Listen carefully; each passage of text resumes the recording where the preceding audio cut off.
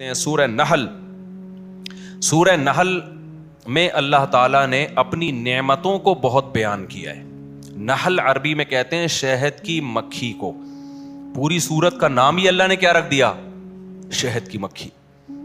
کوئی خاندانی بات ہوگی شہد کی مکھی میں؟ جو کریٹر ہے، خدا ہے، اس نے سورت کا نام کیا رکھ دیا؟ بولو، شہد کی مکھی. کوئی بات ہوگی نا. میری اور آپ کی نظر میں تو کوئی ویلیو نہیں ہے شہد کی مکھی کی. سائنسدان کہتے ہیں ایک مکھی ہے، چھوٹا سا سر ہوتا ہے، وہ شہد بناتی ہے. اللہ کہتے ہیں کہ تم اس شہد کو تو دیکھتے ہو جو مکھی بناتی ہے، مکھی کو بھی دیکھتے ہو. تم نے پوری سائنسدانوں نے تحقیقات کر کے شہد کی مکھی پہ کتابیں لکھ دی ہیں. ایک ملکہ مکھی ہوتی ہے، تو مزدور مکھی ہوتی ہے، پھر شہد کی مکھی یہ بناتی ہے، پھر شہد میں یہ ہوتا ہے. اللہ کہتے ہیں جس مقصد کے لیے میں نے مکھی کو بنایا تھا اس مقصد سے تم کیا ہو؟ غافل.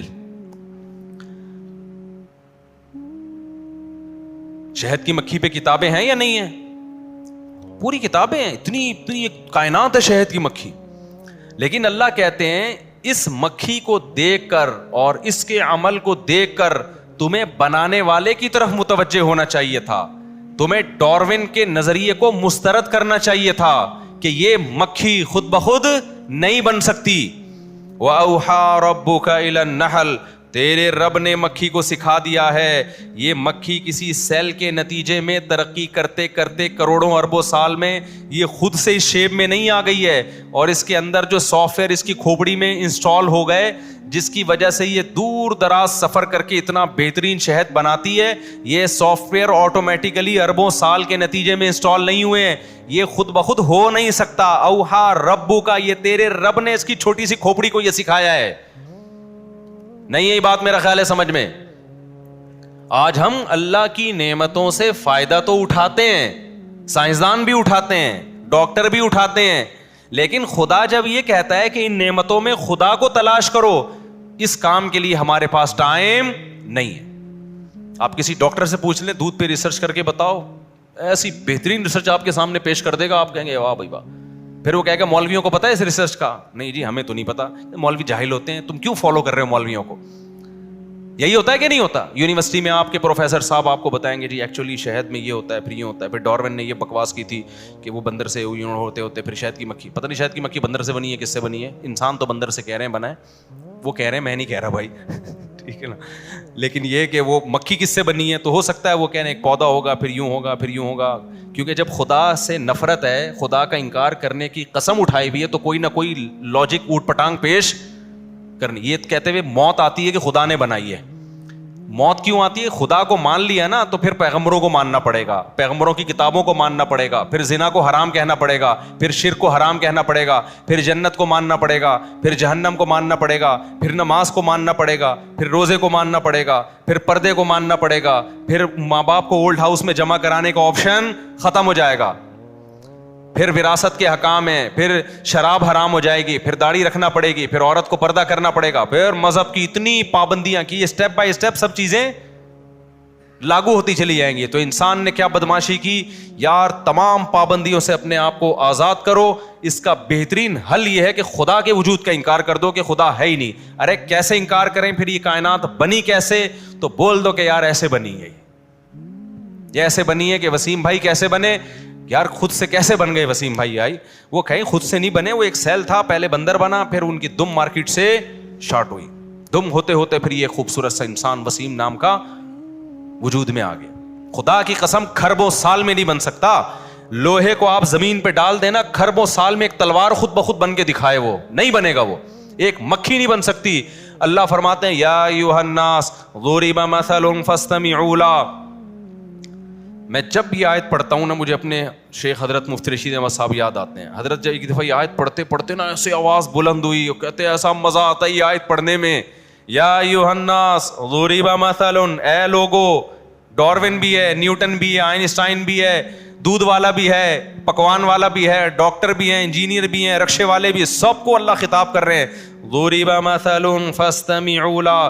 اللہ کہتے ہیں ایک مثال بیان کر رہا ہوں، ذرا اس کو غور سے سنو. ان الذين تدعون من دون الله لن يخلقوا ذبابا. اللہ کے سوا کوئی ایسا نہیں ہے جو ایک مکھی بھی پیدا کر کے دکھا دے. اتنی پیچیدہ مشین اس گندی مکھی میں ہے جو گندگی پہ بیٹھتی ہے. اس مکھی کی اللہ بات کر رہا ہے. ذباب اس مکھی کو کہتے ہیں جو گندگی پہ بیٹھتی ہے. اتنی گندگی پہ بیٹھنے والی مکھی کے اندر بھی ایسی مشینیں فٹ ہوئی ہوئی ہیں کہ ایسی مشینیں آج تک انسان نہیں بنا سکا ہے. جو کام لاکھوں کروڑوں اربوں سال میں انسان نہ کر سکا, وہ کام آٹومیٹیکلی خود سے کیسے وجود میں آ گیا. لن یخلقوا ذبابا ولو اجتمعوا له, ساری کائنات اکٹھی ہو کے ایک جاندار مکھی بنانے کی کوشش کرے, اللہ فرماتے ہیں یہ ممکن نہیں ہے.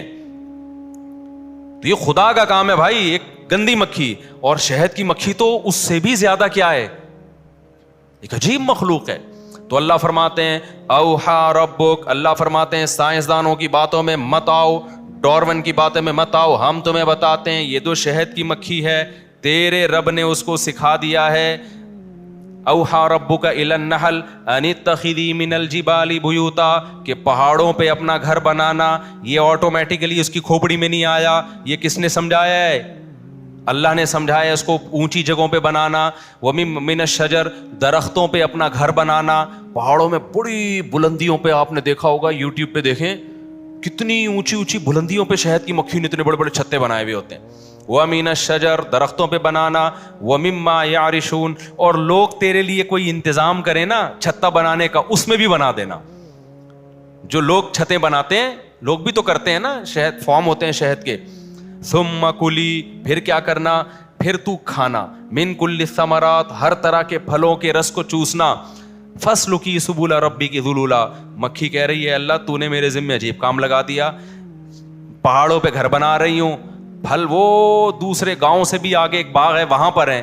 اتنا لمبا راستہ جب میں بائی ایئر طے کروں گی تو میرے پائلٹوں سے کوئی تعلقات نہیں ہے, نہ سائنسدانوں سے تعلقات ہیں کہ جو مجھے ٹریگنومیٹری کا علم اور مجھے بتائیں کہ جی کتنے کلومیٹر فی گھنٹہ کی رفتار سے کون کون سی سمت میں مڑنا ہے. میں تو راستہ بھول جاؤں گی.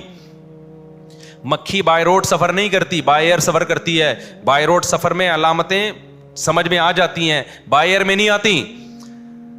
ابے بائی روڈ میں آپ سے کہتا ہوں صدر جاؤ, آپ کہیں راستہ کیا, میں کہوں یہاں سے الٹے ہاتھ پہ جانا, انڈا موڑ سے سیدھے ہاتھ پہ قبرستان آئے گا, اس میں قبرستان میں مردوں کو السلام علیکم یا القبور, اور پیچھے سے آواز آئے گی وعلیکم السلام بھائی عبد الغفور, ٹھیک ہے نا. وہ آواز پہ دھیان نہ دینا اور آگے نکلنا.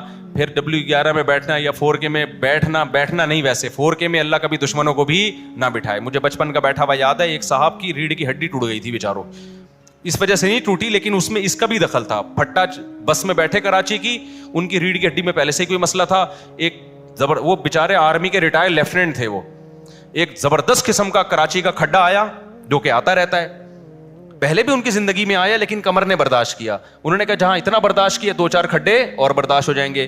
کراچی میں اچانک ایک اسپیڈ بریکر یا کھڈا آیا, بس اچھلی ہے اور پھٹے سے وہ بیچارے نیچے گرے.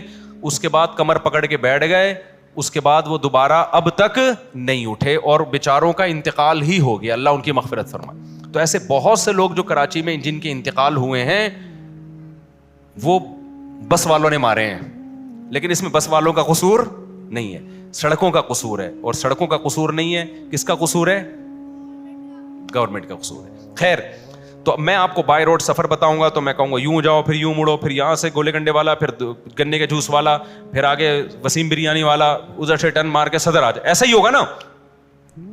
لیکن اگر میں بائی ایئر بھیج رہا ہوں, پائلٹ میرے پاس آیا کہ میں نے بائی ایئر مکہ جانا ہے, کیسے جاؤں, اب میں بتا سکتا ہوں یہاں سے یوں مڑے گا, لیفٹ سائڈ پہ مسقط آئے گا, رائٹ سائڈ پہ ایران آئے گا, ایران سے نکلنا, وہ کہے گا بھائی کدھر نظر آئے گا مجھے اوپر سے, کیا خیال ہے بھائی. تو مکھی بائی روڈ نہیں جاتی, بائی ایئر جاتی ہے. اللہ کہتے ہیں میں تجھے ٹریگنومیٹری کا علم سکھاؤں گا. مکھی شہد کی ایسے بہترین سفر کرتی ہے نا, لمبے لمبے, سورج کی کرنوں سے اور سائے سے اندازہ لگاتی ہے کہ جب میں چھتے سے نکلی تھی یہ سایہ یہاں تھا تو مجھے اس ڈائریکشن میں گئی تھی, اب یہ سایہ چینج ہو چکا ہے تو مجھے کس ڈائریکشن میں آنا. انتہائی پیچیدہ علم ہے جو اللہ نے مکھی کو سکھا دیا یہ علم. تبھی قرآن نے کہا فَاسْلُكِي سُبُلَ رَبِّكِ ذُلُولًا, تیرے رب نے واپسی کے راستے مسخر کر دیے ہیں, تیرا رب تجھے وہ راستے بھولنے نہیں دے گا. انہی راستوں پہ چل کے واپس اسی چھتے میں جانا جس چھتے سے نکلی تھی تو.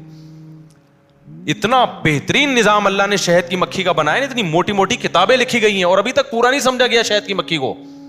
اللہ فرماتے ہیں اتنا ٹف کام میں نے اس کے ذمے لگایا, اس کا پھر پروڈکٹ کیا, اس سے کام کیا لے رہا ہوں, یخرج من بطونها شراب مختلف الوان، ایسا مشروب اس کے پیٹ سے نکلتا ہے جس کے کلر کیا ہیں؟ مختلف، کوئی سفید، کوئی بلیک، کوئی ریڈ. یہ تو اس کے اوپر کی کیفیت ہے. اور لذت وہ بھی اللہ نے نہیں بیان کی، کیونکہ وہ ہم جانتے ہیں. ایک چیز جو چھپی ہوئی تھی وہ اللہ نے بتا دی، فیہ شفاء للناس، اس میں لوگوں کی بیماریوں کے لیے کیا ہے؟ شفا ہے. ایسی بہترین میڈیسن تیار ہو رہی ہے، خوراک بھی ہے، لذت بھی ہے، میڈیسن بھی ہے. یہ کام اللہ نے کس کے ذمہ لگایا؟ اتنی سی مکھی جو کسی سائنٹسٹ کے حوالے کیے جائے اور کہا جائے کہ تو اس کو کچھ سکھا، وہ کہے گا بھائی کچھ 6-7 فٹ کا بندہ لے کر آؤ تو اس کو تو میں شاید کچھ سکھا دوں، اس کی تو 2-3 لائنیں دماغ ہے، اس کو کیا سکھاؤں میں؟ اللہ کہتے ہیں یہ میں نے اس کو سکھا دیا ہے. آگے اللہ فرماتے ہیں ان فی ذالک لآیۃ لقوم یتفکرون، جو غور و فکر کرتے ہیں اس میں، ان کے اس شہد کی مکھی میں ان کے لیے بہت بڑی نشانی ہے. کس چیز کی نشانی ہے؟ اس بات کی کہ یہ کائنات خود سے نہیں بنی، اس کائنات کو کسی نے بنایا ہے، مکھی بن نہیں سکتی. نمبر 2، جس نے بنایا ہے وہ صاحب کمال ہے، کوئی ایسا کمال والا بولو نہیں ہے. نمبر 3، وہ بڑا پاورفل ہے، جو چاہتا ہے کر گزرتا ہے. نمبر 4، انسان کے ساتھ بڑا مخلص ہے، بڑا رحم کرنے والا، کہ انسان کی خدمت کے لیے کیسے کیسے جانوروں کو کیا کیا سکھا کے ان سے کام لے رہا ہے. ہمارا خیر خواہ ہے، وہ ہمارا دشمن نہیں ہے، ہمارا محسن ہے. تو یہ تمام باتیں ایک شہد کی مکھی میں اللہ نے بولو چھپا دی. تو اس لیے اللہ نے سورت کو نام کیا دیا؟